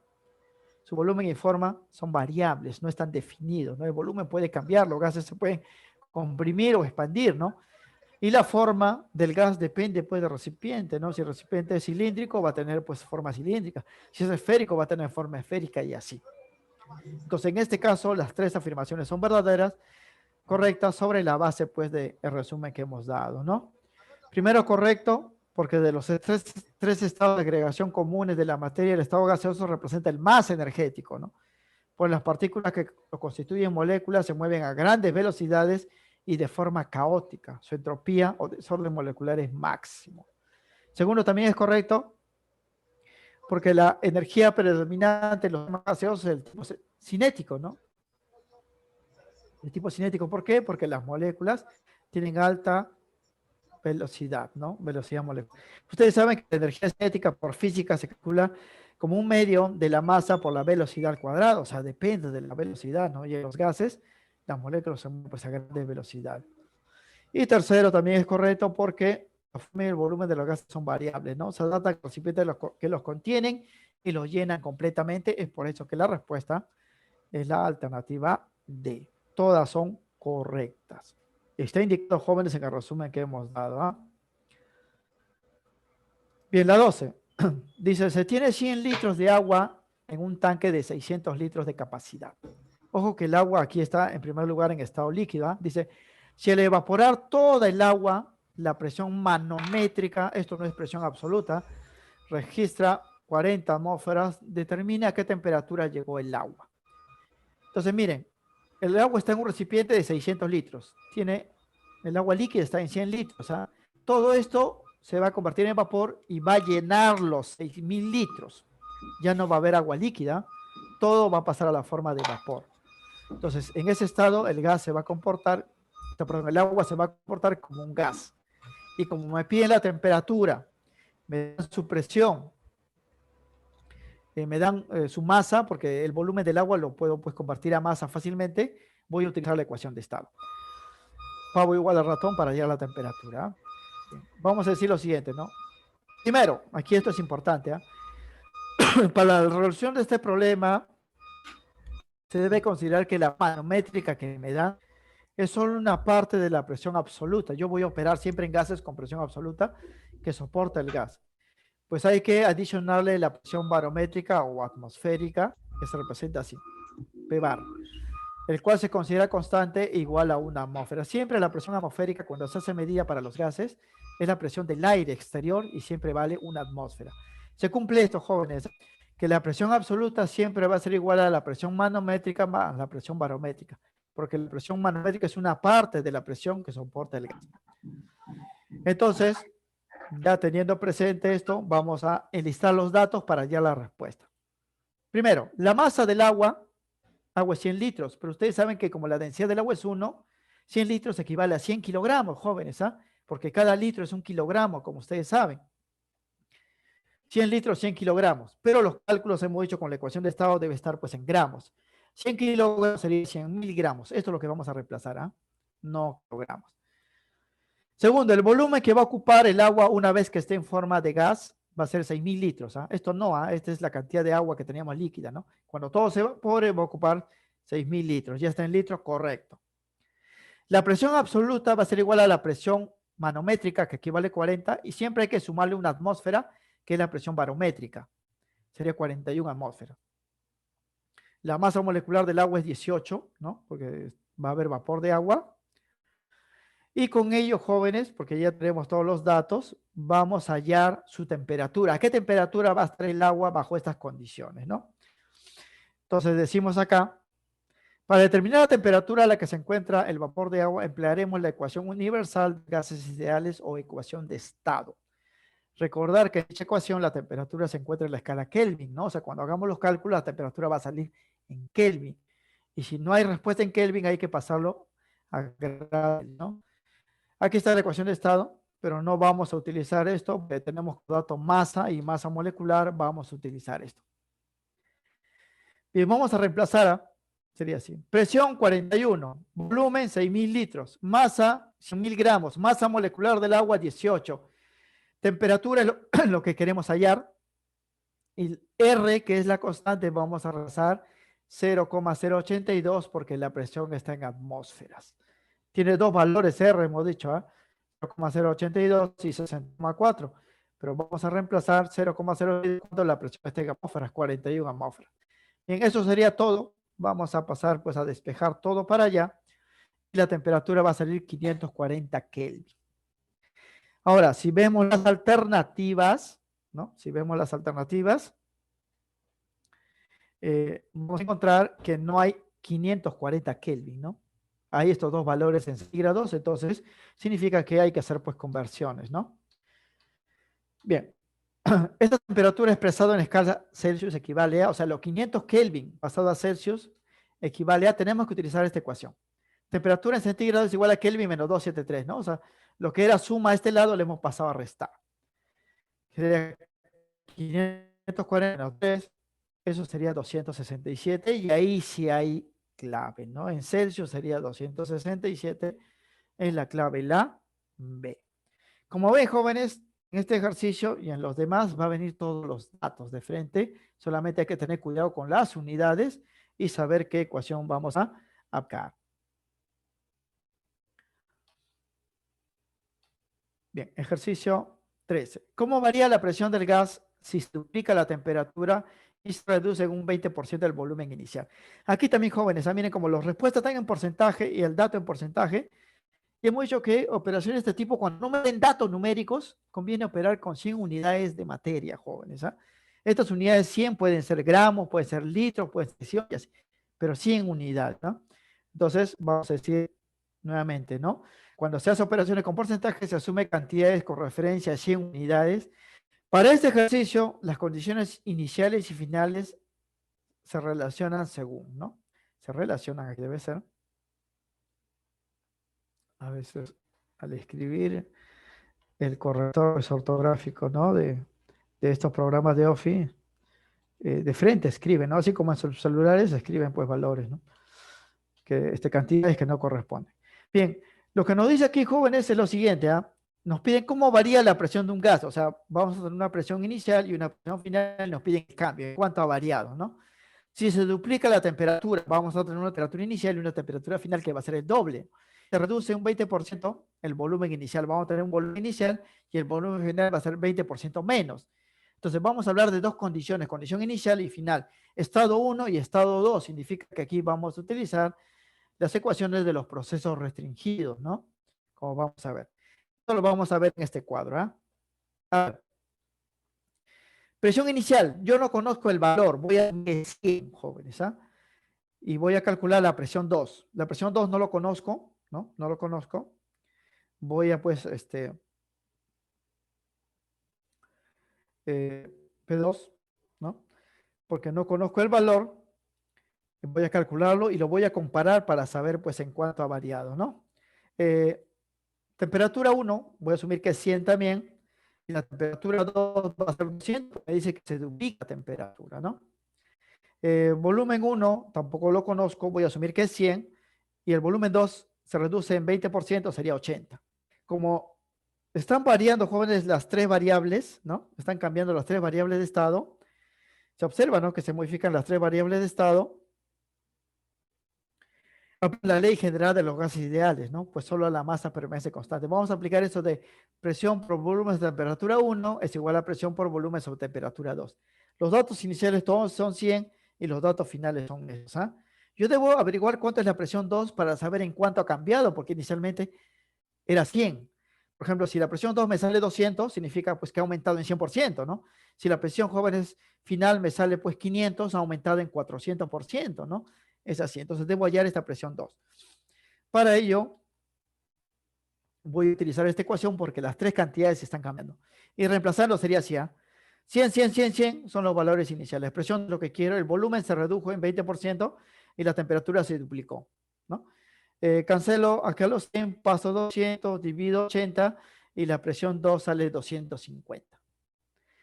Entonces, si la presión 1 que yo he asumido era 100 y la presión 2 es 250, significa que ha aumentado, ¿no? ¿En cuánto ha aumentado? En 150, ¿no?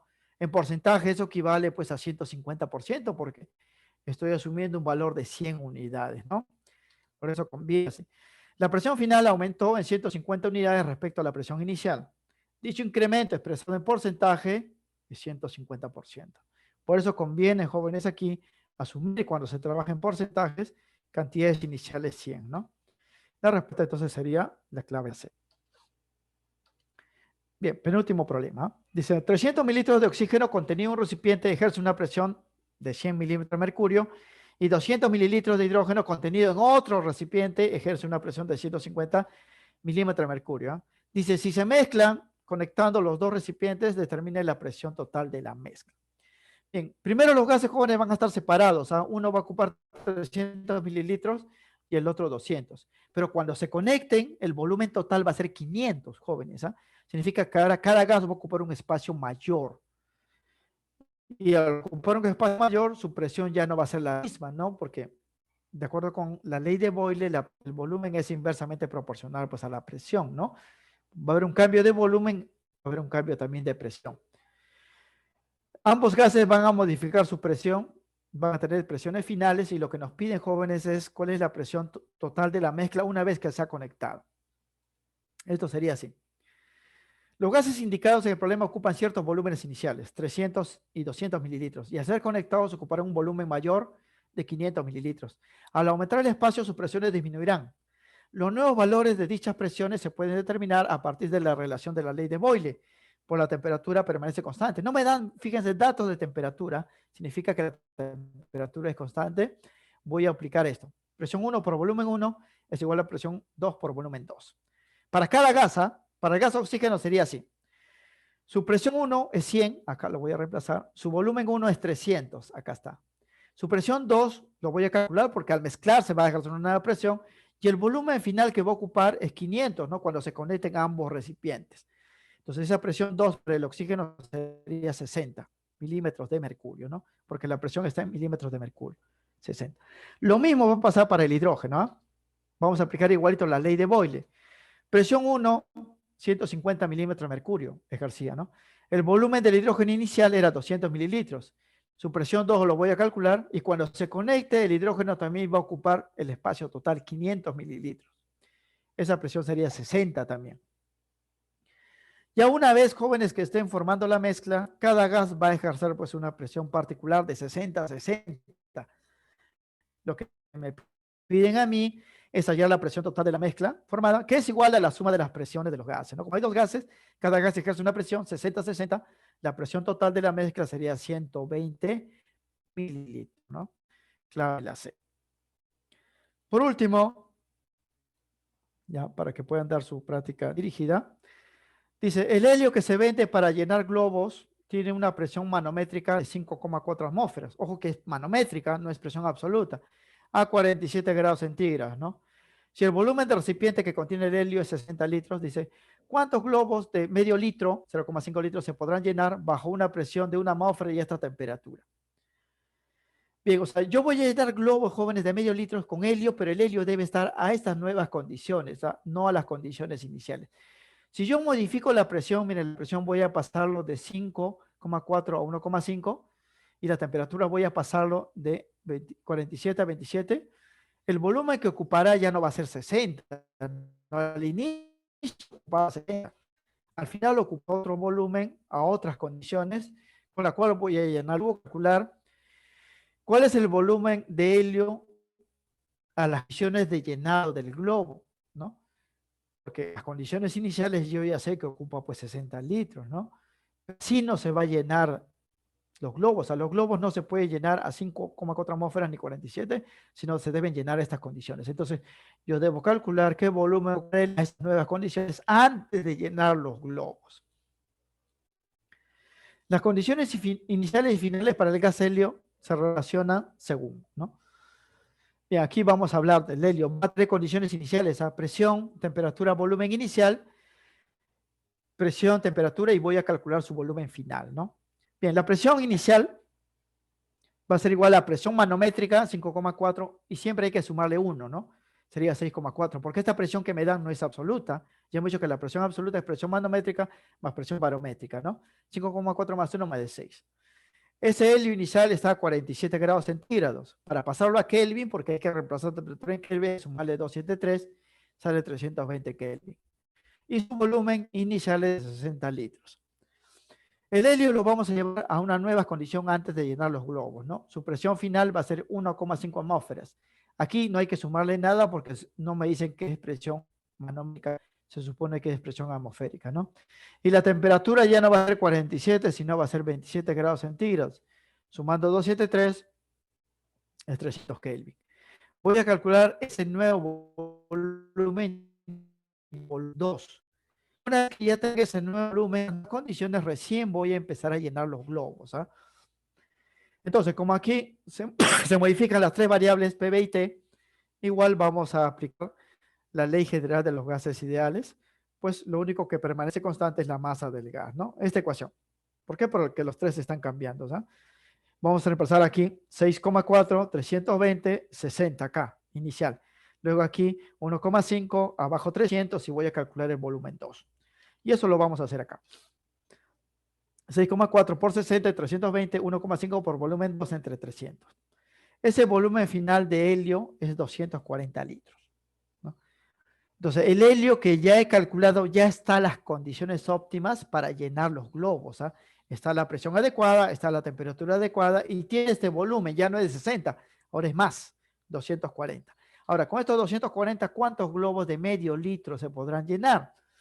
El gas helio se encuentra ahora en las condiciones de llenado de los globos. Por lo tanto, la cantidad de globos de medio litro que se podrán llenar con 240 litros de helio son, ya esto es matemática, ¿no? El número de globos sería volumen total, 240, entre cada volumen que voy a utilizar para llenar un globo, ¿no? 0,5, podría llenar 480 globos, ¿no? Y eso sería pues la clave, la B. Eso sería todo, jóvenes, respecto pues a estos ejercicios.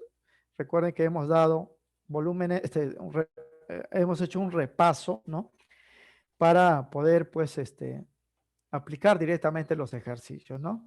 Ustedes por su cuenta también, jóvenes, tienen que repasar la teoría, ¿no? Porque hay problemas muy simples, pero si no conocen la teoría, le va a resultar pues dificultoso y van a estar consultando pues a cada momento, ¿no? Entonces, si ustedes practican la teoría, es más rápido pues hacer los cálculos, ¿no? Bien, ahí nos quedaremos, jóvenes. El tutor me indica que ya está